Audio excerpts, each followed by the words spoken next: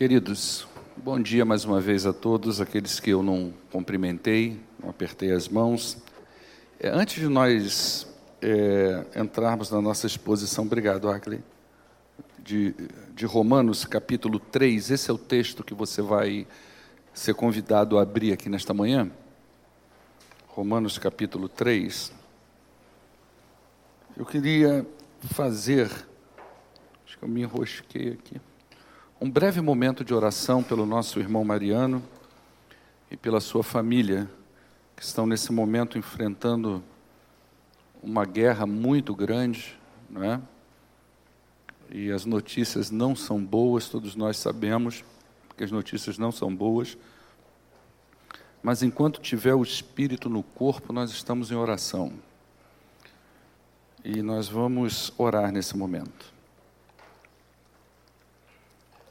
Senhor Deus, nós louvamos o Teu nome nesta manhã, pois grande é o Senhor, e reconhecemos, ó Deus, a Tua autoridade sobre nós, reconhecemos o Teu senhorio sobre nós, e queremos dizer ao Senhor que nós reconhecemos Jesus Cristo como o Cordeiro, que veio ser imolado pelos nossos pecados. E, ó Pai, nesta manhã, ó Deus, justamente porque reconhecemos o Teu poder e a Tua grandeza, o Teu domínio sobre todas as coisas, que nós queremos colocar a vida do nosso irmão Mariano em Tuas mãos. Nós sabemos, ó Deus, que humanamente falando, todas as notícias são ruins, que não há probabilidades, mas nós recorremos ao Senhor. Nós recorremos ao Deus que tirou Lázaro do sepulcro, ao Deus que fez paralíticos andarem, cegos enxergarem, e pessoas que nunca falaram voltarem a falar.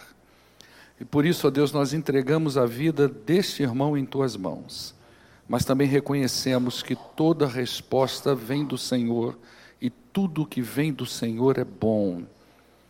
E por isso eu te peço, ó Deus, que esse sentimento de confiança no controle do Senhor, seja qual for a resposta, esteja sobre a família dos nossos irmãos.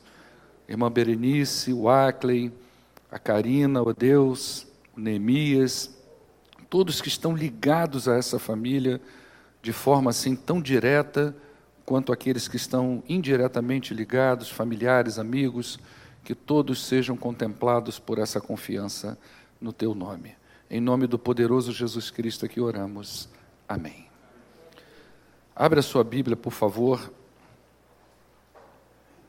aí em Romanos, capítulo 3.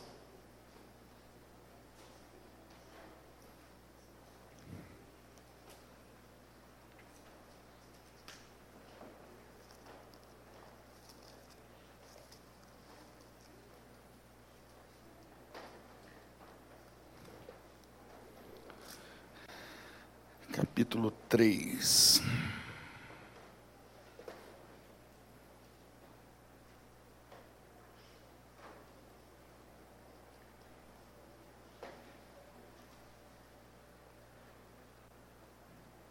Só um minutinho, irmãos.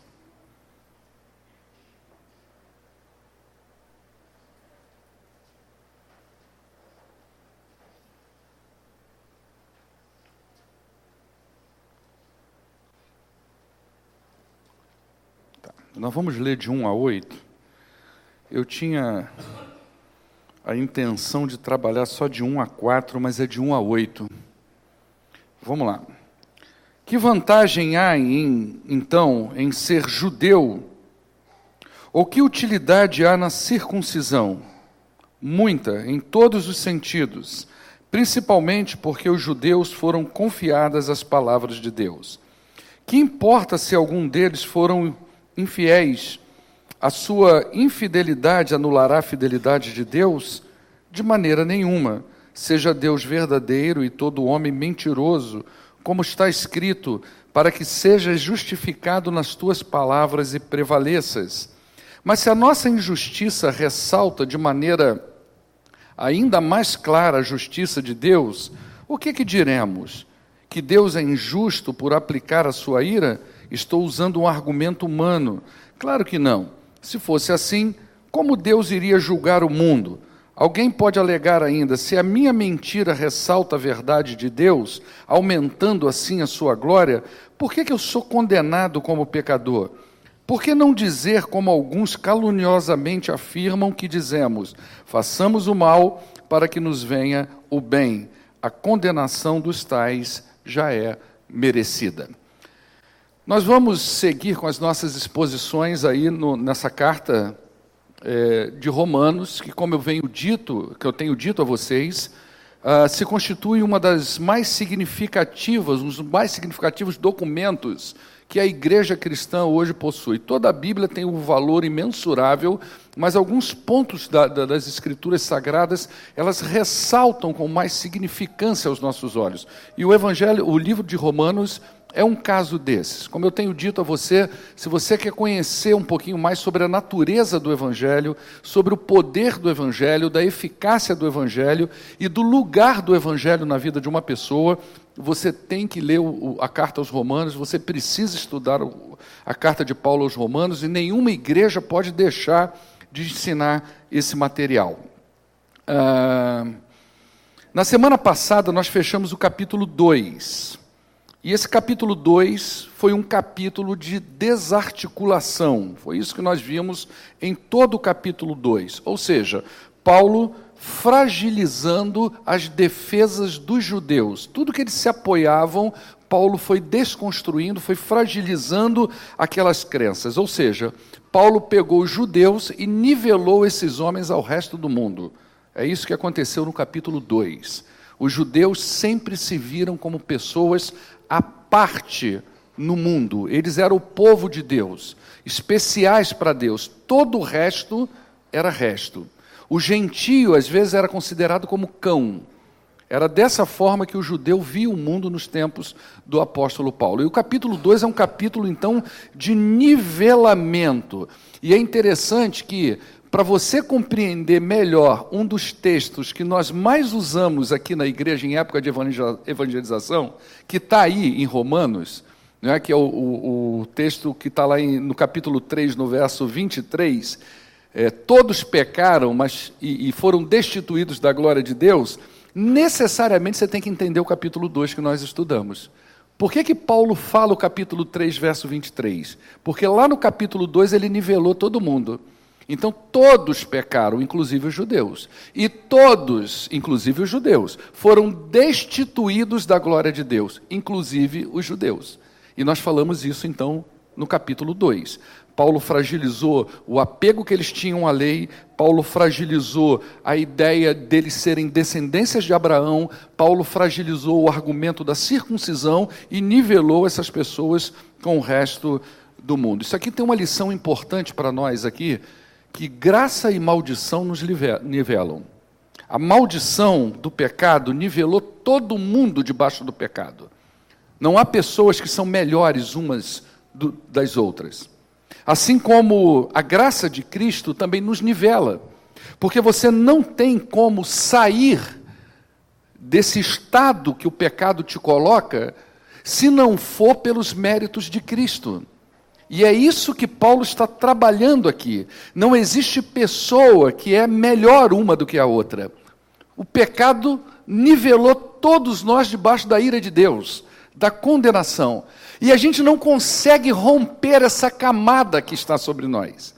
A gente precisa de alguém que está fora dessa camada, que está fora desse lugar, e ela vem por cima, bate, quebra e nos puxa. A graça de Cristo é isso. Então o que Paulo está fazendo é justamente isso, é dizendo, olha, todas as pessoas são niveladas debaixo de uma condição e todas só podem sair debaixo dessa condição a partir do mérito de Jesus Cristo. Então nenhum de nós tem o direito de se achar melhor do que qualquer outra pessoa, seja crente ou não. Isso é um erro dos cristãos. Essa coisa de olhar para o mundo afora, para a vida que está fora da igreja, nós nos acharmos melhores do que as outras pessoas, porque nós estamos aqui dentro. Não somos. Nós somos todos iguais. Todos nós fomos nivelados debaixo do mesmo erro. E se nós estamos aqui, se alguns são salvos em Cristo Jesus, é pelos méritos dele e não os nossos. O que me faz estar aqui em cima hoje, ensinando para você, não são as minhas capacidades e muito menos alguma, vamos dizer assim, como é que eu vou usar essa palavra com muito cuidado e com muitas aspas? Uma escolha, no sentido de que em algum momento da minha vida eu apertei um botão, talvez antes de eu nascer, para que essa graça viesse sobre a minha vida. Não, se eu disse sim um dia para essa graça, foi porque o Espírito Santo me mostrou isso de alguma forma. Foi porque Deus primeiro veio a mim, porque se Ele não viesse a mim, jamais eu iria a Ele. Então nada é nosso, é isso que Paulo está dizendo. Tudo está encerrado debaixo de maldição e sobre o livramento da graça. Isso tudo nos nivela. A única forma da gente sair desse estado é pela graça. Isso não vem de nós, é um dom de Deus. Paulo vai dizer isso aos Efésios. Então nenhum ser humano pode se gloriar pelo fato de ter conseguido sair debaixo do pecado ou debaixo da maldição do pecado. Somente Cristo é que pode nos tirar dessa condição e isso nos nivela como seres humanos. Então a gente não pode cometer os mesmos erros dos judeus, ou seja, nos apoiarmos em nossos privilégios. Esses privilégios, eles apenas nos responsabilizam. Os privilégios, nós vamos ver hoje, que ele mais nos responsabiliza do que é motivo para nós nos gloriarmos neles e nos sentirmos diferentes de outras pessoas.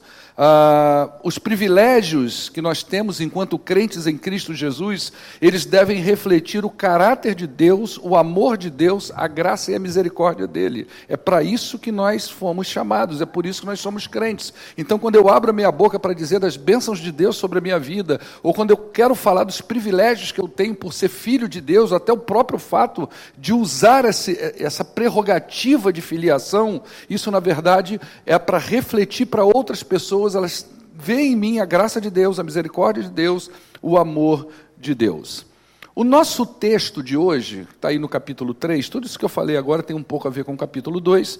O capítulo 3, principalmente esse texto de 1 a 8, é um texto confuso da gente entender ele. Depois que você entende, você entende. Agora, se torna talvez um pouquinho mais confuso expor ele para que outros entendam. Porque há trocadilhos de palavras e nós estamos aqui com um material que não são os autógrafos, não é o material original. Eu não estou com um texto grego aqui na minha mão. Tá? Eu tenho uma Bíblia que está traduzida em português, por mais que eu tenha acesso a textos gregos, e ela ainda está parafraseada, ela está cheia de parágrafo, ela está dividida por textos, não é assim o texto sagrado original. Então, às vezes, a gente perde um pouquinho do entendimento do que realmente está querendo dizer. Outra coisa é que tem inferências e falas aqui que são da cultura, do pensamento da época, do espírito da época, e está muito distante para a gente entender porque Paulo fala algumas coisas, por que as pessoas estão fazendo esses argumentos com Paulo. Então, ele é um pouquinho confuso, mas a gente tem como entender alguma coisa e a gente vai tentar pegar o máximo aqui para a gente. Não é? Então, veja bem, após Paulo tirar os judeus desse valor distorcido que eles davam aos seus privilégios, é bem natural que os judeus façam algumas perguntas a Paulo. A gente só não sabe aqui nesse texto, ele não fica claro para a gente, se esses questionamentos foi um questionamento literal. Ou seja, como nós estamos aqui agora. Imagina que a carta de Paulo estivesse sendo lida, ou que o próprio Paulo estivesse falando, e quem aí no banco, que fosse judeu, estivesse levantando a mão e fazendo os argumentos. Isso é uma hipótese. Mas a hipótese mais provável aqui é que Paulo está usando um artifício, como ele já usou em outros textos. Ele está falando para essa pessoa imaginária que ele sabe que está fazendo esses questionamentos. E por que ele sabe isso? Porque Paulo tem revelação? Não. Paulo sabe isso porque ele sempre foi um exímio judeu. Ele foi fariseu, letrado na lei. Um homem que conhecia profundamente os usos e costumes do seu povo. Paulo sabia como seu povo pensava. Paulo sabia como seu povo articulava. Ele sabia, por antecipação, como que um judeu poderia reagir a um determinado argumento, a uma determinada fala. Ele estava traduzindo, na verdade, como que o judeu reage àquela realidade que está sendo exposta para ele. Então, um judeu que ouviu falar que a circuncisão não tem nada a ver, como que esse cara vai reagir? Um judeu que ouviu todo o capítulo 2, que Paulo foi desarticulando tudo, que eles tanto se apoiavam, o que vem depois disso? É natural que esses homens vão fazer agora alguma pergunta. Ele já conhece o seu povo. Então, é possível que aqui ele esteja antecipando justamente esse pensamento, que ele estivesse traduzindo e antecipando o pensamento dos seus compatriotas. Então, esses judeus, depois de ouvirem toda a argumentação de Paulo no capítulo 2, certamente eles fariam algumas perguntas. E eu vou destacar 3 delas aqui e as 3 respostas de Paulo. Tá? A primeira pergunta está aí no verso 3. Que vantagem há em ser um judeu e que utilidade há então na circuncisão? Então, qual é o propósito de eu ser filho de Abraão? Qual é a vantagem de eu ter essa marca no meu corpo? O que o judeu está querendo saber aqui é qual é a vantagem de ser esse povo de Deus que carrega todas essas marcas no seu corpo, que carrega uma história de experiência com Deus, que carrega uma genealogia no seu currículo, no seu pedigree. Eu não sei se você já teve essa experiência, eu tive isso em cidades bem pequenas, que a primeira coisa que a pessoa pergunta, às vezes ela não te conhece, ela viu que você é um rosto estranho, eu recebi essa pergunta várias vezes, a pessoa chega perto de você e fala assim, de que família que você é? Ou seja, qual é o seu pedigree? Não é? Você é de que linhagem? Quem é você? Parece que eu não precisava dizer o meu nome, era só eu falar, eu sou da família dos fulanos de tais. Pronto, resolveu o problema. Eu na hora falei, eu sou da família dos Silva, tem um Silva para tudo quanto é lado, é verdade ou não é? Alguém vai se identificar ali? Eu sou da família dos Silva, meu nome é Paulo Marcos da Silva, eu sou da família dos Silva. Pronto, acabou o problema. Não é? Então, o que ele está dizendo aqui? Qual é a vantagem, então, dessa aliança lá que houve com Abraão, e que dali saiu que nós somos, e nós somos povo dessa aliança, ô Paulo. Qual é a vantagem de todos os privilégios que estão sobre nós, se isso não garante para a gente aquilo de mais importante que é a salvação? Essa é a primeira complexa pergunta que Paulo tem para responder. Imagina você me perguntando isso. Pastor, o senhor está dizendo que batismo não salva. O senhor está dizendo que vir à igreja também não salva. Que fazer boas obras muito menos. Que fidelidade não salva. Então, pastor, me explica uma coisa. Qual é a vantagem de fazer essas coisas? É o que está acontecendo aqui dentro de um contexto atualizado. É como se você estivesse dizendo isso para mim. Ué, então para que eu vou batizar? Se batismo não salva. Está ensinando isso na escola bíblica dominical, a Marina deve estar falando ou vai falar disso lá. Então para que eu vou batizar? Se eu vim aqui entregar o meu dízimo, também não salva. Então para que eu vou entregar? Se vir à igreja dominicalmente, também não salva. Vou vir fazer o que aqui então? Eu posso ser crente aonde? Em casa. É muito mais confortável e eu não vou ter atrito com ninguém. E ninguém vai ter atrito comigo. Né? Então, essa é a coisa complexa que Paulo tem para tratar nas suas mãos aqui. Então, o judeu, ele tinha essa questão de que as suas vantagens, os seus privilégios, eram uma garantia tão certa para a sua salvação, que isso era muito definido na mente deles. Lembra quando eu falei semana passada para vocês sobre crenças internas? Isso era muito enraizado nos judeus.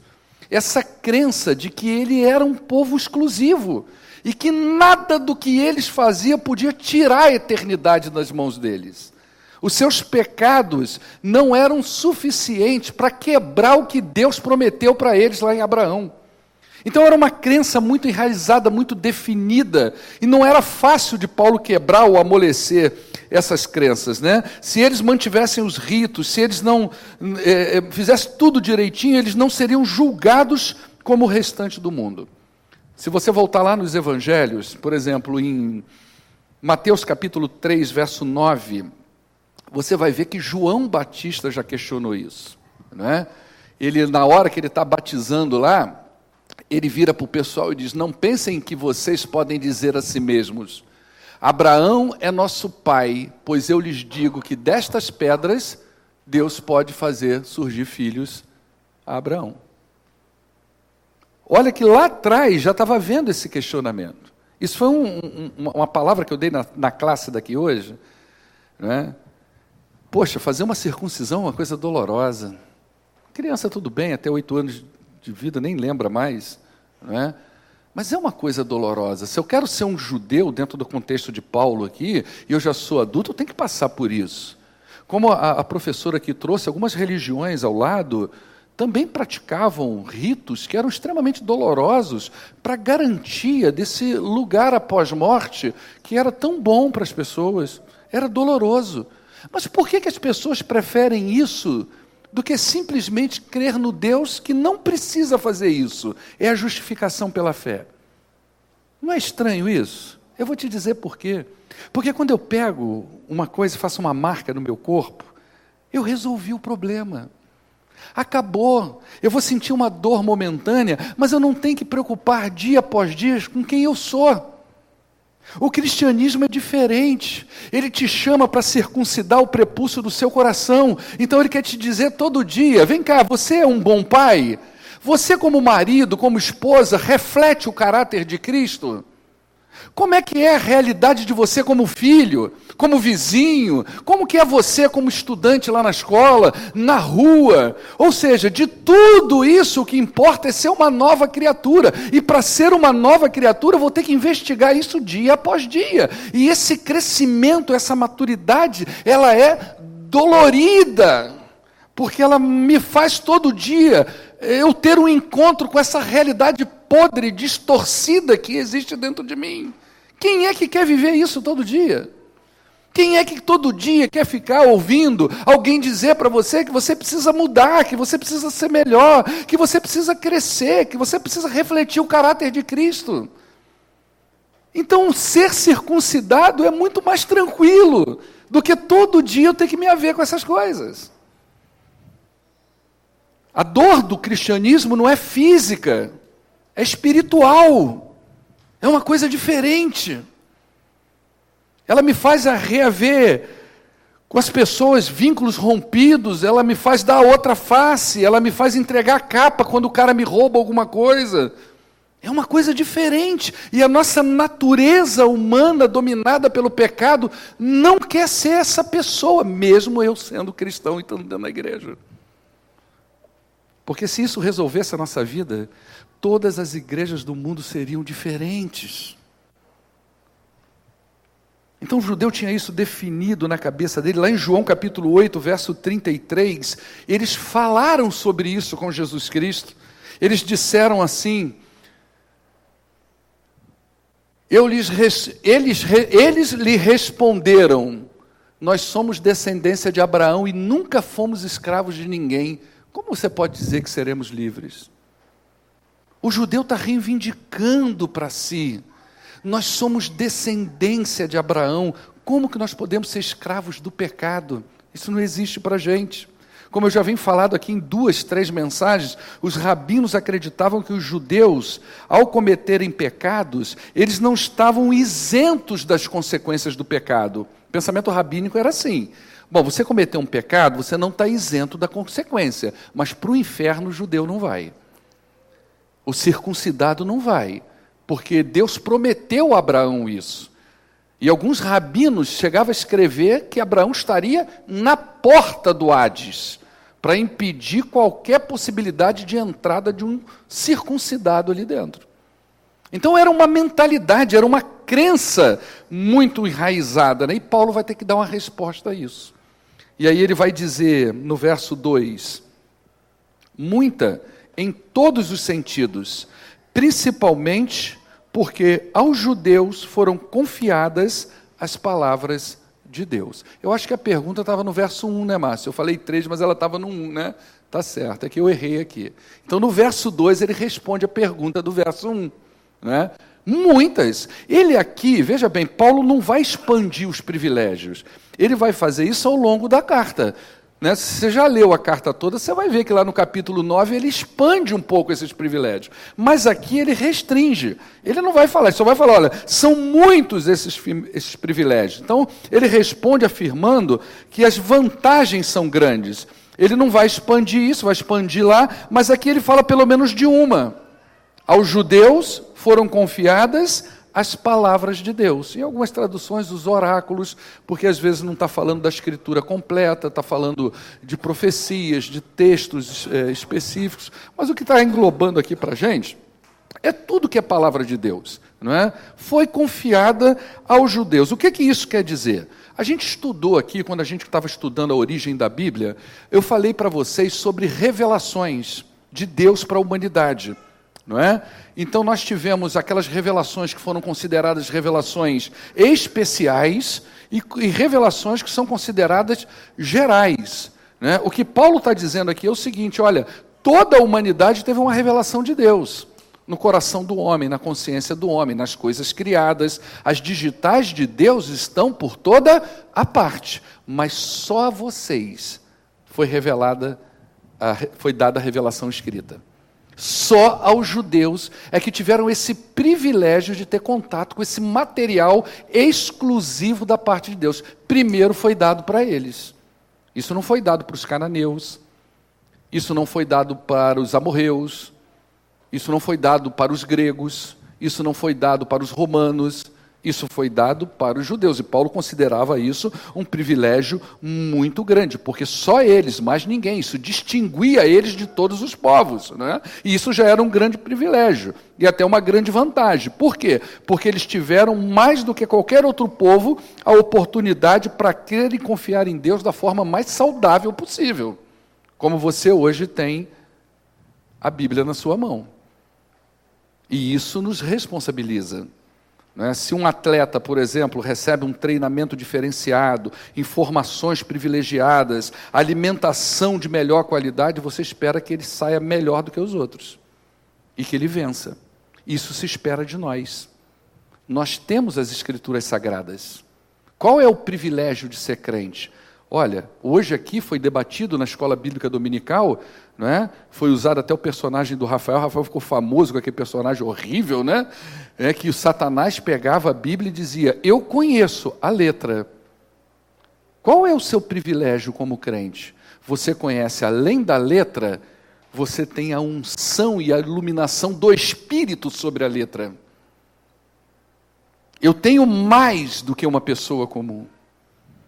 Você tem condições de ler isso aqui, ter um discernimento que um sujeito que não é cristão, de novo nascimento, ele não tem essa vantagem, esse entendimento sobre os Escritos Sagrados.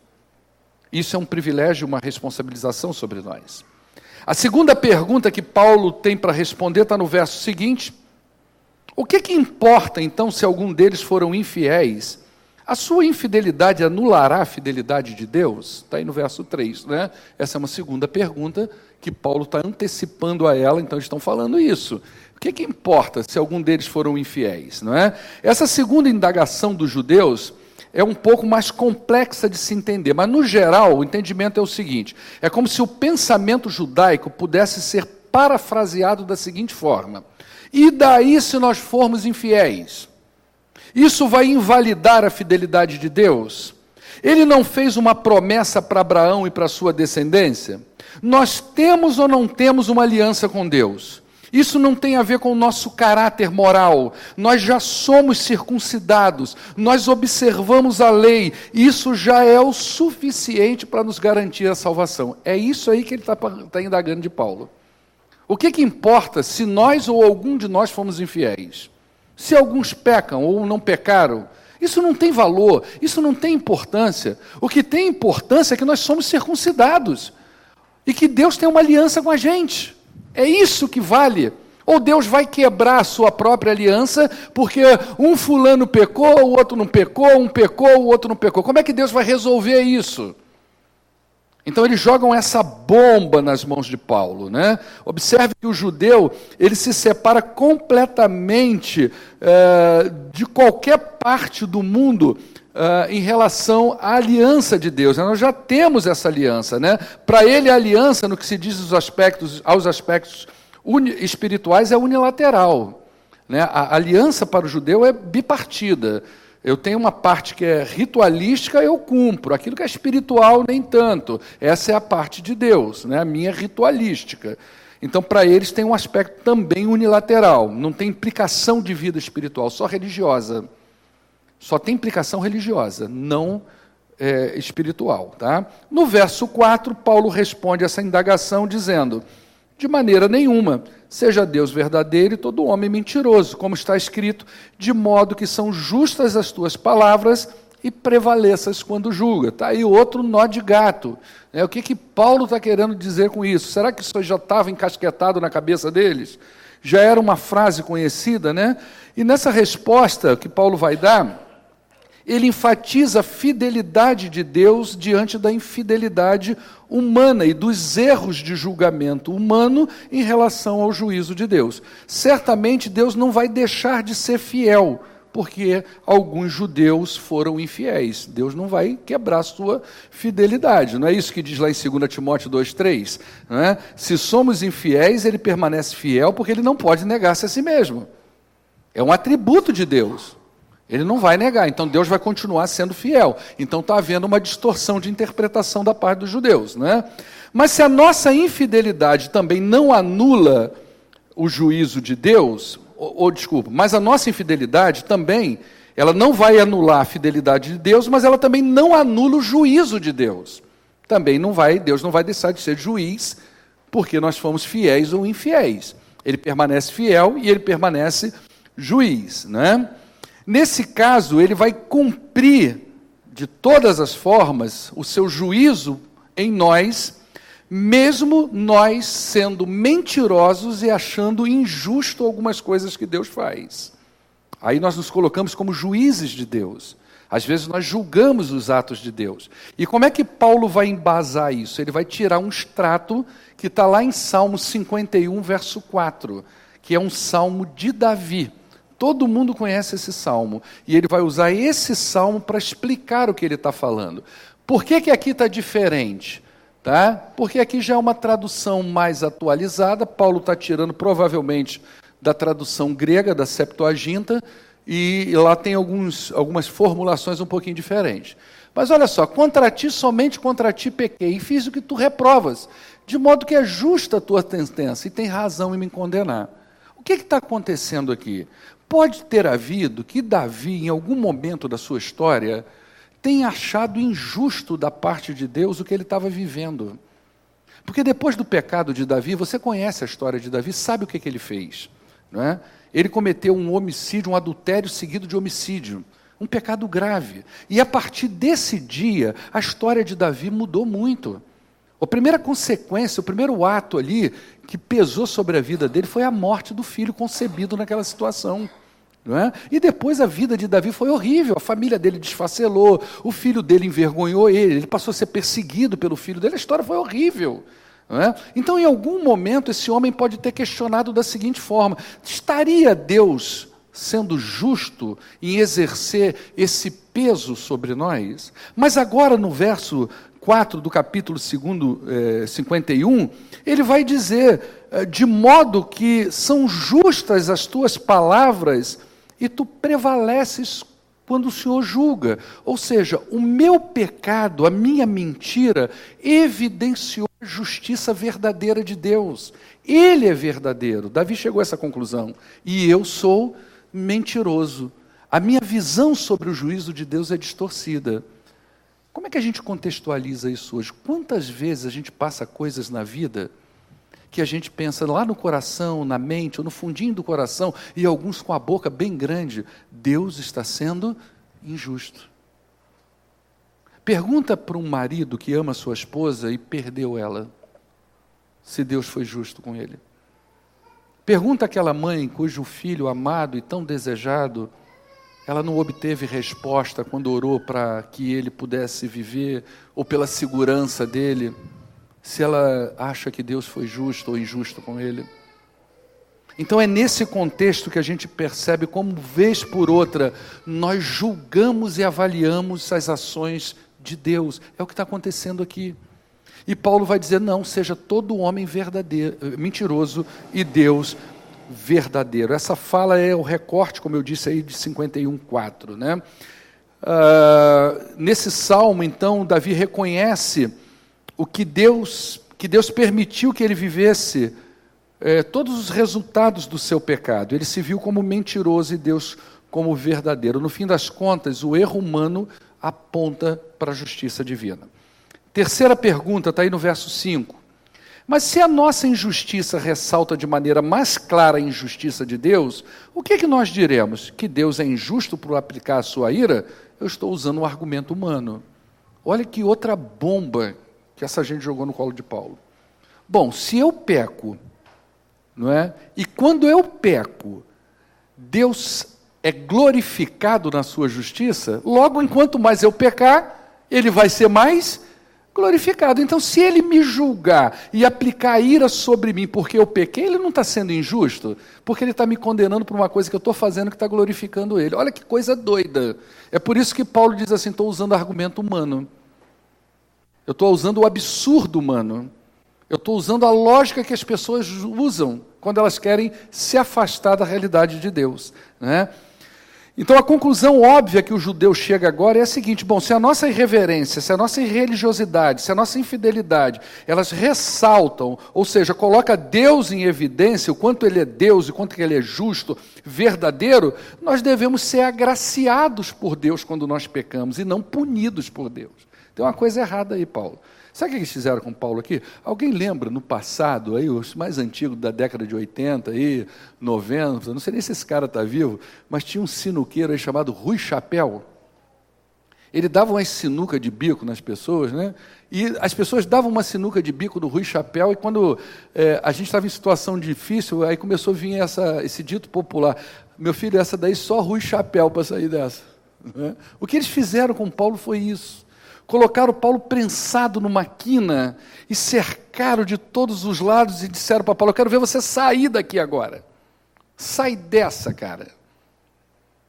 E Paulo vai sair, né?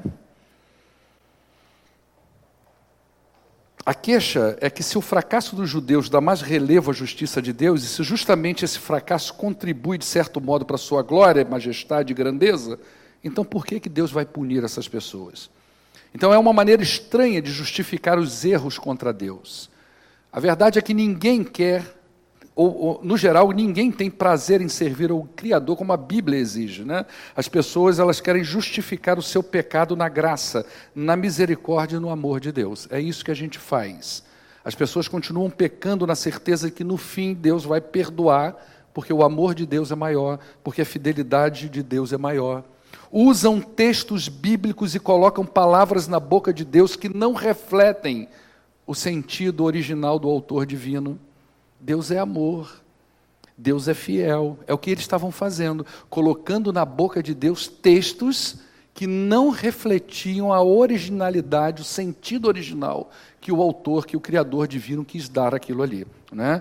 Então Paulo faz essa ressalva, entre parênteses ele diz: essa é a loucura da argumentação humana, eu estou falando como um ser humano, e no verso 6 ele vai então responder a pergunta: claro que não, se fosse assim, como é que Deus vai julgar o mundo?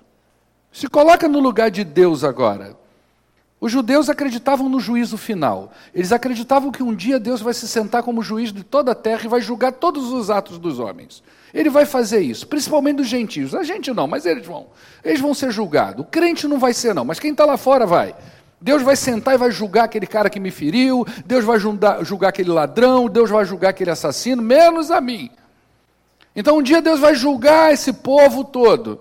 E como é que Deus vai fazer isso? Se todo pecado ressalta a glória dele, e vocês estão dizendo que no final Deus tem que abençoar todo mundo, como é que Deus vai fazer no final do tempo, então? Não tem como julgar dessa forma, não é? Então os judeus, eles criam nesse juízo final, mas caíam nesse problema. Como é que Deus, então, iria resolver essa situação? Paulo, então, para responder essa pergunta, coloca eles também numa situação difícil e enrola mais ainda a vida desses judeus nos versos 7 e 8. Né? Coloca para a gente aí.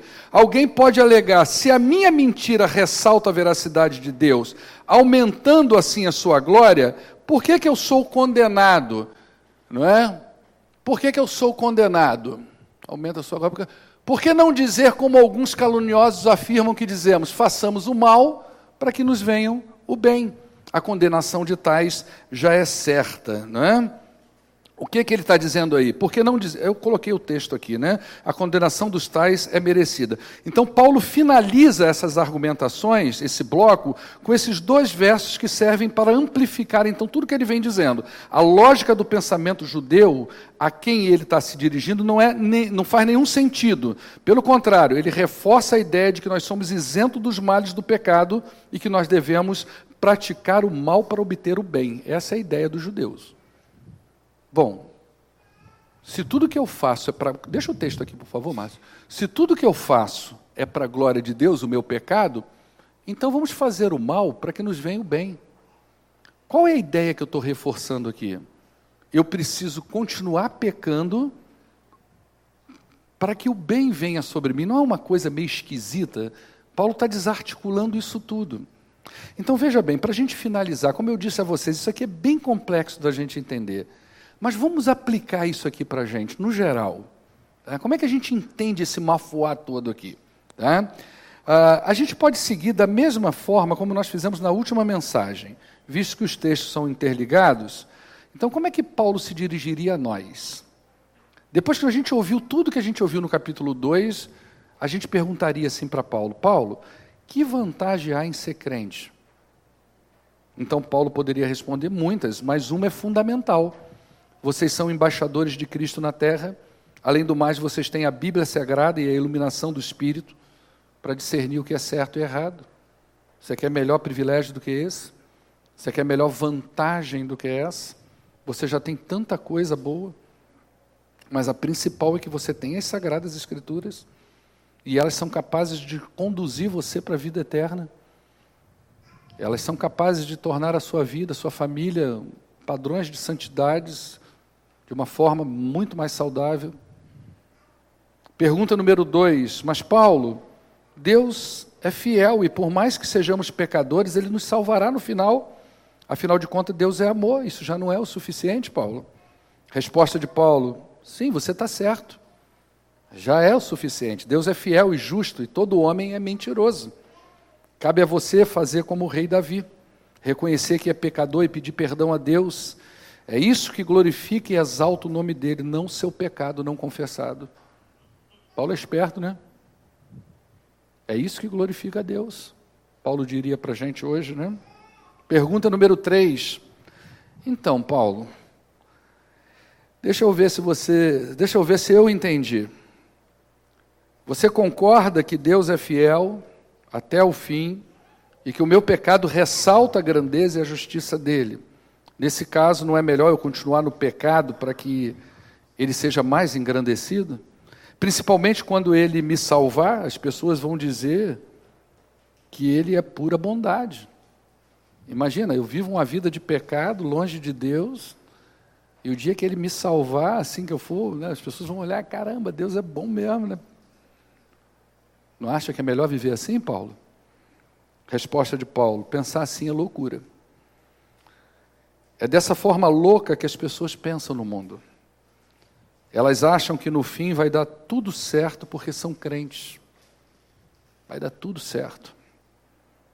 Imaginem se todo mundo pensar desse jeito, diz Paulo, para a gente. Como é que Deus vai julgar o mundo se no final todo mundo vai para o céu? Tiramos um atributo de Deus, né? Demos um nó que tiramos até o atributo da justiça de Deus, né? Aí, por fim, Paulo diria, isso é humano demais para mim. Vamos encerrar o culto, irmãos. Amém? Esse é o final de todas as coisas. É por isso que a gente encerrou na semana passada com aquele versículo. O que importa é ser uma nova criação. Vamos orar ao nosso Deus. Eu acho que você pode ficar de pé agora.